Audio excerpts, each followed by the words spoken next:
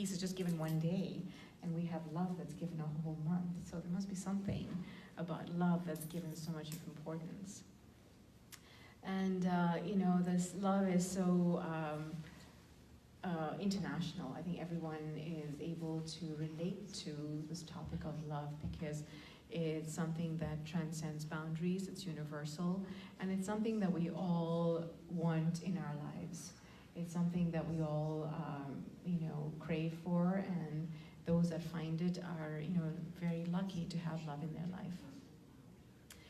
But the world that we live in right now, has such a different definition of love, and I think that's where all the confusion and heartache might come about when it comes to love.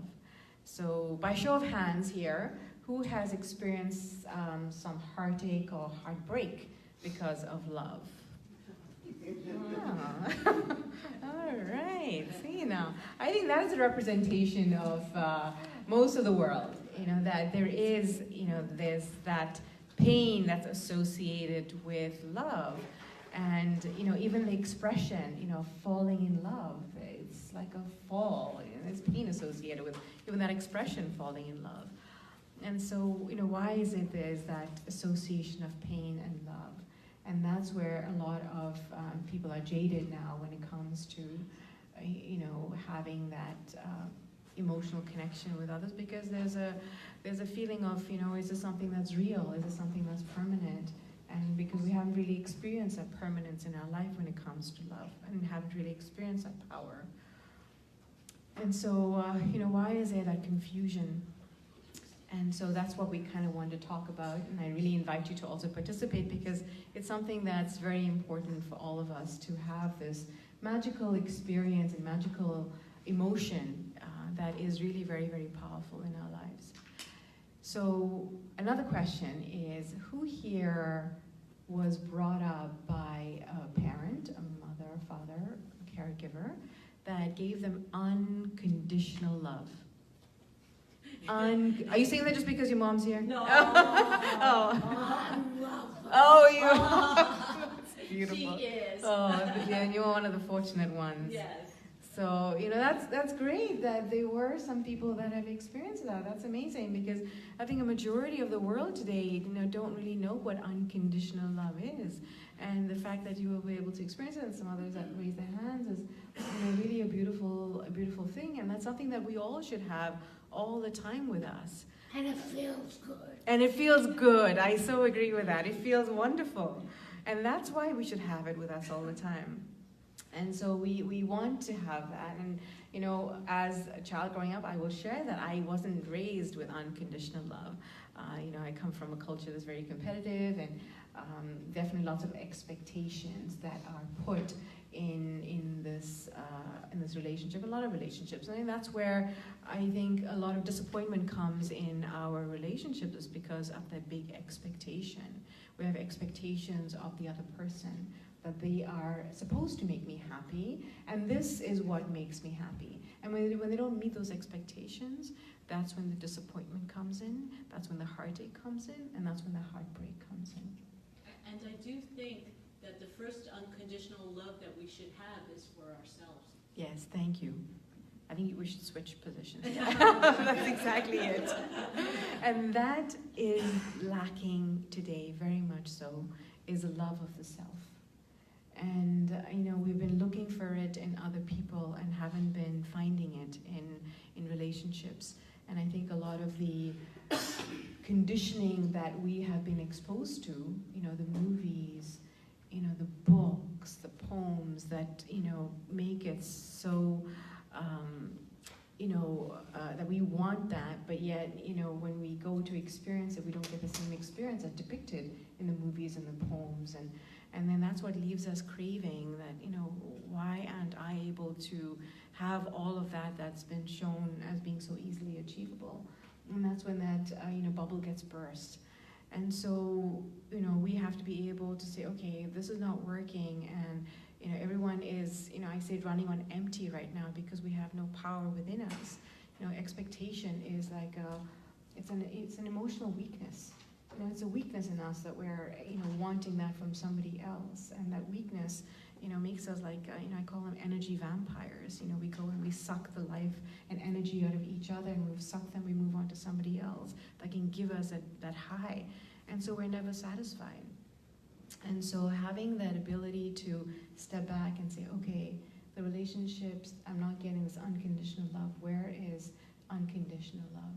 And so the practice of meditation has really answered that for me, where I could find unconditional love. And it really is the self. It absolutely is. It sounds strange because we don't live in a world that says, I love me. We live in a world that says, I love you. And so everything is outward facing. And so we have to be able to really question that belief system that we've all been brought up with, that happiness and love comes from something outside. And I have learned through this practice of Raj Yoga meditation that love is actually within each one of us, and each one of us has the capacity to love, because that is really our true nature. And so to be able to turn inward and love the self is something that we have not been brought up and taught on how to do that. Some of us, are lucky enough to have as an example, but a lot of us are not taught how to turn inwards and get that, deep sense of love and gratification from the self, because we see a lot of flaws in who we are, and so we can't love ourselves, and that's why we don't tend to want to look more deeply at who we are.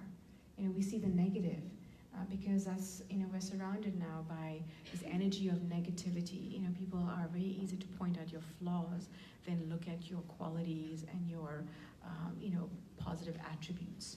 And it's easy for us also to believe the negative in ourselves.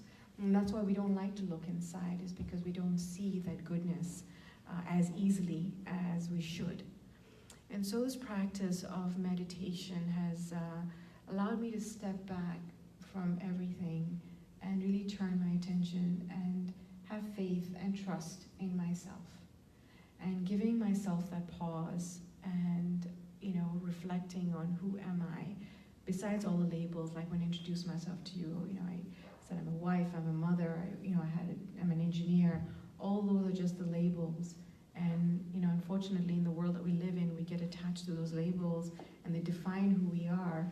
And so when something changes, you lose a spouse, you lose a child, you lose a job, your identity again gets, shattered, and you lose yourself. You don't know who you are anymore.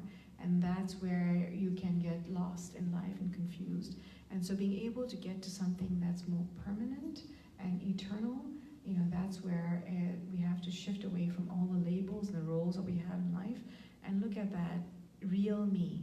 Who is that real me?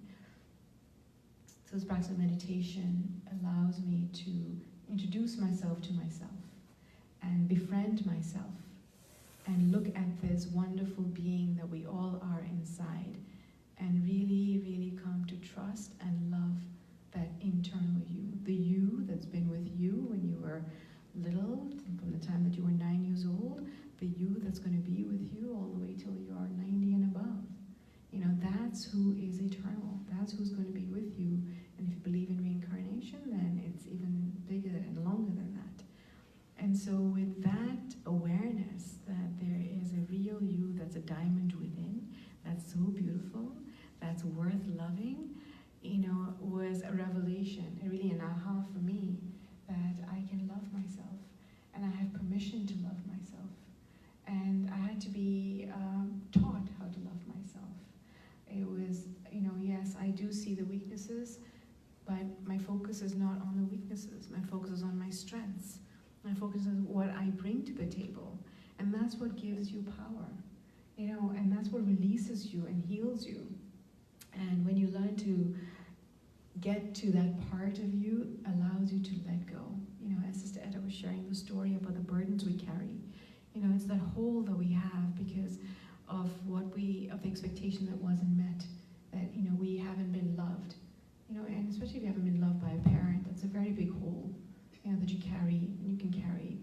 But when you fill that with your own love, with that self-love, it's healing, it's liberating, and it makes you feel very royal. Give yourself a hug. Give yourself a hug. That's it. And never let go. No, I love that. Thank you. My outbursts. So these are the perfect outbursts. That's it. Live your life hugging yourself and loving yourself. And that is very liberating. The power is really within you and it comes from you. And, no one has the power to hurt you anymore because you have, filled that emptiness. You've healed yourself. You are in control and you know where you're going. And when you have that power of love, you then have the ability to share that with people around you. And, a change that's happened to me personally, after coming into this practice of Raj Yoga that I never grew up with, but I do share with my boys, is when I wake them up in the morning, I go through this routine with each one of them. Sometimes they don't have their covers on, their sheets on them. I go and I wrap them up in their blankets so they're nice and cozy, and I kiss them, and then I give them a little massage, and then I wake them up by saying, I love you just the way you are. And that complete acceptance that, there's nothing they could do that could ever disappoint me. I never had that, growing up. And for me to be able to do that comes definitely from this practice of self-love, and you're full, and so you can give in return. And to be able to give to them, and know that they are valued and loved and cared for, just definitely comes from having that self-love first. And so we're going through, I remember when I was growing up, and my parents would come and fling open the curtains, the sun would come in, and take out the sheets, and get up, time to go to school. That's how we were woken up. But the way that they are woken up is, is very, very different. That awareness of, who they are and that they're loved no matter what. And so we're going through some changes of routines with my husband at home, and saying, okay, you're going to do this, you're going to do that. And the boys were like, Mom, no, you still have to wake us up in the morning. Dad can't do that. You still have to do that. So, they still want that connection and that feeling and that, that feel good in the morning, which made me smile, that no matter, what, that even though they know their love, just that expression of feeling will always be there with them and with all of us. We always want to feel that. But having that self-love is the key. And, there's things that come with self-love. I say it's like a car, the key for a car, C-A-R, and it's like the care, the attention, and the acceptance, and the respect. So those are the four things that come when you love yourself. You care for yourself, you're very aware of what's good for you and what's not good for you. And so even the company you keep, is very important. The things that, were probably okay with you before, when you come into the self-love, you recognize very quickly of what things are not good for you. Like even the company that you keep, that would pull you away into those negative spaces. You're very aware to take care of who you're spending time with and where your attention is going. The attention, very important to put yourself first. Like, as I was saying, it's not about being selfish. When we say love myself, that's what comes to mind. Am I being selfish? And it's not selfish. I call it enlightened self-interest. So now you're enlightened to who you really are, and self-interest, take care of yourself, have interest in yourself. You should be able to say, I am the most interesting person, God damn it. And you are, you are. There's so much amazing things about us, So those are the things that we should really, really be aware that we are these beautiful creatures, and we're a reflection of the Supreme, and that self-interest, in myself should always be there, and that comes from having attention, taking care of who we are, and the other is the acceptance. Like I said, when we have expectations of others, it's that weakness, and so when we accept others, it's that beautiful power that comes with it. Acceptance of the self is very important to heal. And so when you accept yourself, saying, okay, I recognize that that's what I did, and there's an opportunity now for me to shift that and accept it, and then move forward. But if you're going to carry that baggage with yourself and beat yourself up, you can't love yourself if you're beating yourself up on the other side. So that acceptance, so the care, attention, acceptance, and respect. Respect for yourself, And then respect for others then comes easily. And the respect with no measure. You know, I'm not going to say, well, I respect you this much. You know, why aren't you respecting me in return? No, there's none of that. You know, respect that you're for self unconditionally and respect for others. You know, that flows beautifully when you have this key to the car. You know, and this key to these qualities of love, you know, gives you the power to really have happiness in your life. And that's what we all want. You know, when you have that love, happiness comes naturally. That's just a natural flow from you to everyone. And, you know, that's what the power is saying, you know, the power of love can move mountains. You know, what does that mean? And I never really understood what the expression meant. But it's sturdy, it's strong, it's flexible, and accommodating at the same time. You know, that's what the power of love is. And so we all have that within us. We all have the ability to draw from within and really live a life that's very, very different from everyone. And so, you know, I've seen also, you know, with difficult relationships in my life that, you know, have changed as a result of loving myself. You know, the healing not only of me, but able to heal relationships in the family. And especially when it comes to your siblings or your in-laws, you know, they can be very, very entangled because there's so much of history and baggage that we carry.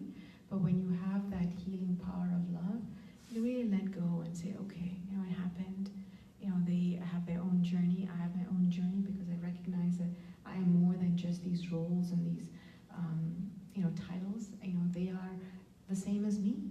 They are also these beautiful beings inside. And so when you see it that way, you know, you can really appreciate them for who they are and accept them. And, you know, family sometimes is the hardest to accept. And, you know, for me, it was, you know, I had a difficult relationship and, you know, I was able to really transcend that by, you know, reaching out. It was just, you know, an email. And sometimes, you know, you don't have to we have so many opportunities to connect with our social media. Are we really using it in the right way? You know, really connecting to heal ourselves. You know, just reaching out and doing a small invitation. And that is, you know, sometimes if it doesn't come back to you with no expectations, I'm sending it out. If you want to come back into my life, you're welcome. If not, that's just okay. So when you do that, be ready. Ever ready, right? Ever ready. Anything can happen anytime. No problem. So I accept you. So as we, you know, reach out and do those small healing with our family in particular, I think it's just a beautiful thing. And you can really have harmony in relationships, which I never expected to have, you know, where, you know, I'm just giving, you're just giving, and even if they're not getting back, it's okay. I'm just giving, I'm loving, and there's no burden in my heart anymore. I don't feel heavy. You really heal your heart, and you feel light. And, you know, that's a great way to live your life. It's a long journey. You want to travel light. You know, keep your burdens to a minimum. So that's the power of love that I wanted to share with you, and I open it up to any questions, any feedback. There was something interesting that I heard. I can't remember because I do a lot of meditation, but it says, you know how people are so against being told that you're always getting taken advantage of. But that person is actually always giving. So it is a good quality, even though you know, other people will say, oh, you're just getting taken advantage of. But that means that you're always giving with no expectations that you're going to get anything back. That's great. I totally agree with that. And I think that's because people see that as a business now. You know, love is a give and take. Whereas opposed to, you know, it could just be giving because that's who you are. But you know, I think a lot of people right now are takers. And so, you know, that's what they see, that someone is being taken advantage of because, you know, where's the exchange? They're just taking and taking. But the person has the ability to give and not expect anything in return, which is beautiful. And we don't appreciate that. You know, we see that as, oh, you're being taken advantage of, as opposed to seeing it as a virtue that this person has, the ability to give. Yeah, that was very, I never thought of it that way. Yeah. Until I heard that. Yeah. And And I think, this practice of Raj Yoga has made me go and challenge a lot of the beliefs that we've been brought up with. The belief of, you have to be with someone to, be in love. That's not true. You can be by yourself and be loving and in love with myself. And so, that relationships always have to be a give and take. No, it can just be you giving. And so all this comes from saying, what has worked for me and what hasn't, and being able to be, allow yourself to experiment with something new. And the fact that you all are here shows that you're willing to try something new. And that's a great first step in seeing transformation. Be ready. Be ready for change at any time. I have hours. That's yes. Yes, you talked about moving to a position of self-love, and I'm wondering, how do you make that transition if you come from a situation or background of conditional love? How do you get to that place, which you outlined lots of advantages and how wonderful it is and how good it feels, but how do you get there? It's a process, but it's well worth it. And for me, it has been through meditation. The practice of meditation has definitely been something that has allowed me to get to that place. And when I first started on this journey, I wasn't going there looking for anything like this. Actually, I was going to get some help on being a better parent. But what came out of it was much, much greater than that. So the whole practice of meditation allows us to get to a place of silence. So there's not only power of love, but there's a power of silence. And so when we practice this meditation, it allows us to remove those conditions that we've been brought up with and really be able to step aside from all of the things that have labeled us growing up and have defined us, and it allows us to redefine ourselves in a new way. And so this practice of meditation allows you to see your true self. And that doesn't come easily because we're not used to being quiet. It requires us to have that quiet time. I mean, quiet in our lives today is seen as a punishment. Like, when growing up, time out. Time out means go in the corner and be quiet. That's seen as a punishment. Or even in prison, the solitary confinement is seen as a punishment. So culturally also, belief systems, we don't see being quiet as being a good thing. But, that's something that I've had to, recondition myself, saying, yes, to have that silence is a power, to be able to, step away from all the busyness of my life and give myself time to go inward and really see who I truly am and recognize that inner being, and then come to love myself, and with no conditions. So it's something that was very new for me, and I hadn't heard it anywhere else. So I came into this practice of meditation. So it is definitely for me, I would recommend as a next step is to try Raj Yoga meditation. So let's do. Oh, you had another question? Yeah. Are you saying that this arises organically through the process of meditation without intention, but simply as you sit in silence, you naturally become appreciative of who you are? It takes practice, it takes knowledge, and it takes a determined thought. So there is absolutely has to be an intention. Your intention is to get to a place of peace, and in recognition of your true self, that third eye that Ed was talking about is that enlightenment. So there absolutely is an aim and objective. Otherwise, what's the point? There's a clear goal that when you're on this path, there's a clear end carrot, if you will. Self-love is one of the goals. Yes, absolutely. And so this practice of Raj Yoga, guides you on how to get to that point. So yeah, and so there's lots of practitioners at the center. So we have a center here in Miami that will help you get to that point. And but it is discipline at the end of the day for each one of us, because they're not with you 7/24. You are with yourself, and so you have to have that discipline in what you do in your life. to, sustain the end goal. It's like, how do you water the plant, right?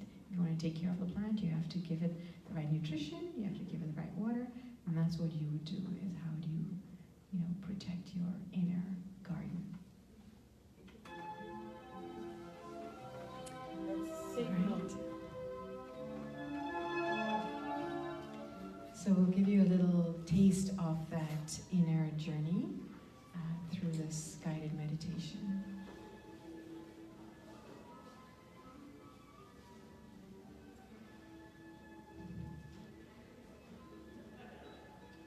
As I sit back in this chair, I allow myself to relax.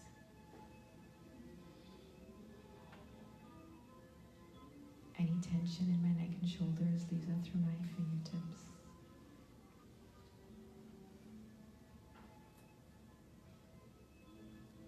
I allow my breathing to be even and calm.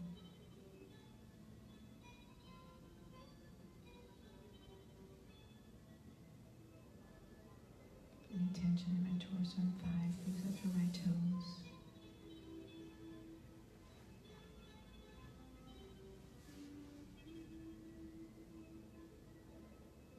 I feel myself relaxed.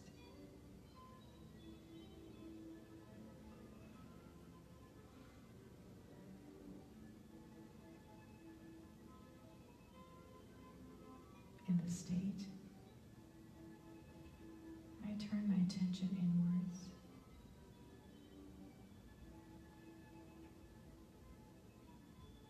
I put aside all the roles I play in life. The role as a parent, grandparent, a provider.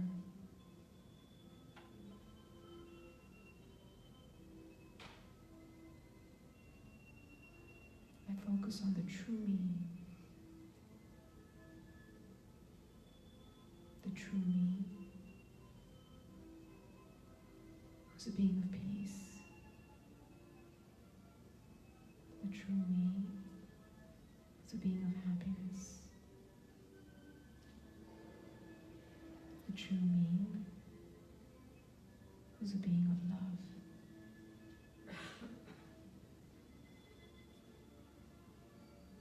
These are my qualities. This is who I truly am.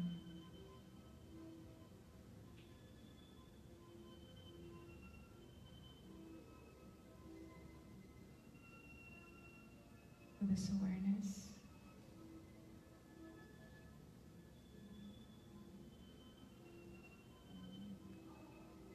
I turn my attention to my mind and see it as a river.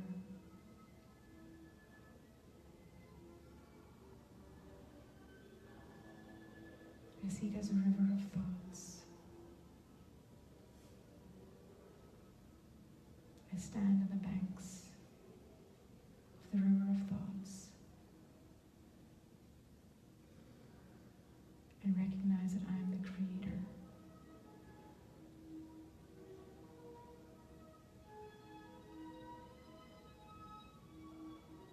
I step into the river of thoughts and I feel the current. I feel the current all around me.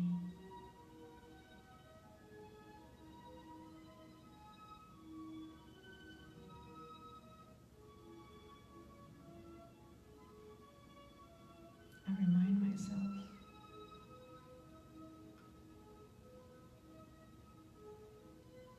that I'm a peaceful being, a powerful being. I can let go of all the pain.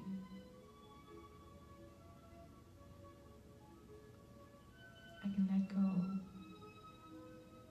of all the grudges.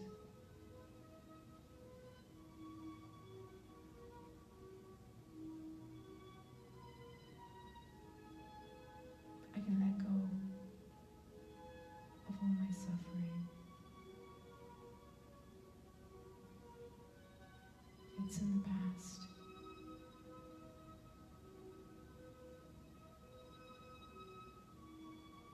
I have the power love myself, to accept myself.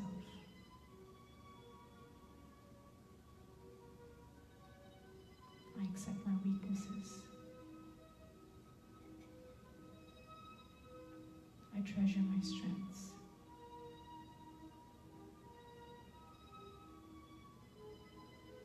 I feel at peace.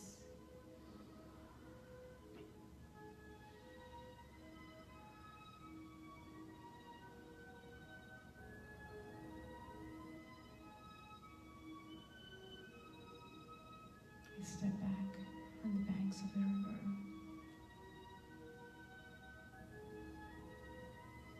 and observe the gentle flow and feel at peace.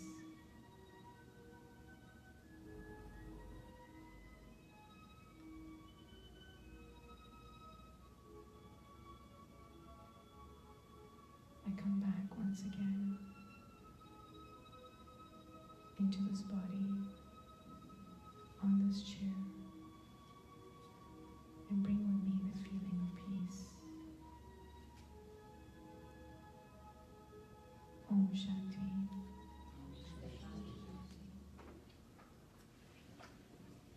Soni, I want to take a minute and introduce, we have several of our amazing teachers here.